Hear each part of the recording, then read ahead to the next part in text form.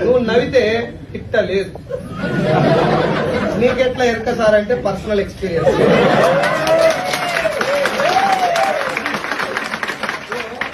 నేను బాగా బయట తిరిగి వస్తా. నేనేం పీకినా పొడిచినా అని చెప్పి మన బలుపు మనం ఏదో బయట కట్టలు కడతాం, ఏం పీకేది ఉండదు మనకు కూడా తెలుసు. ఓ 2 ఛాయలు తాగుతాం, అట్టాడు తిరిగి వస్తాం, అందరు చేసినట్టే పని చేస్తాం. కానీ భార్య 4 గోడల మధ్యలో ఇంట్లో వేరే ప్రపంచంతో సంబంధం లేకుండా బాత్రూమ్ కడిగేది ఆమె, కిచెన్ పోయేది ఆమె, బెడ్రూమ్ క్లీన్ చేసేది ఆమె, హాల్ తిరిగేది ఆమె, ఇన్ని రకాల వాతావరణానికి ఎక్స్పోజ్ అయినప్పుడు మైండ్ లో అంత అలర్ట్నెస్, అంత హ్యాపీనెస్ ఉండదు. ఒక ఏమంటారు కంప్రెస్డ్ మైండ్ కి లోన్ అయిపోయి భర్త వచ్చినప్పుడు ఏదైనా హ్యాపీగా ఉంటాను నువ్వే ఇంకా పెట్టుకుని వస్తుంది కాదు. మళ్ళీ ఇంకొచ్చి డైలాగు ఆడిదాన్ని నీకే ఎంతుంటా మొగోడు నాకెళ్తుందా ఏముంది మచ్చా నీకు చెప్పిన ఛాయలకి ఇత్త గోలేస్తే పుట్టుకు అంటావు.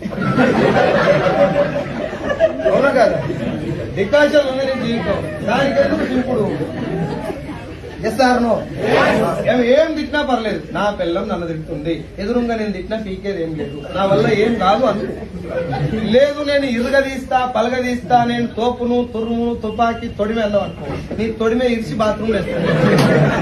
ప్రపంచం మొత్తంలో నువ్వు ఎవ్వంతోడనే గొడవ పెట్టుకో, పిల్లం దగ్గరకు అసలేదు. నేను ట్రై చేసిన గెలుద్దామని, నేను ఇంటికెళ్ళి వస్తే వాడు చెప్పి కదా దాన్ని వేసి చదువుతారు తోపు డీవీసీ లేదు కదా.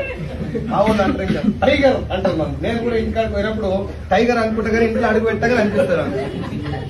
టైగరే గాని టైగర్ మీద అమ్మవారు ఉంటారు, జాగ్రత్త.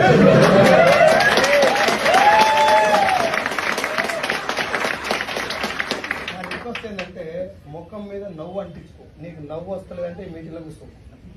నేను ఓపెన్ గా చెప్తున్నా, దిస్ ఇస్ మై మీటింగ్. ఇప్పటి నుంచి నీకు నవ్వు వస్తలేదు అంటే ఈ బిజినెస్ కు నువ్వు సూట్ కావు. ఎందుకు వస్తలేదు నవ్వు? ఎందుకు రాదు చెప్పు? ఈగో వస్తుంది. ఆ ఈగో తోటి అది కూడా రాదు. జలక దిక్కల రాజా, నిన్న మొన్న రాజా, చట్నీస్ లో తిన్న రాజా రాదు. ఎప్పుడు వీకే తెలియదు. ఇప్పుడు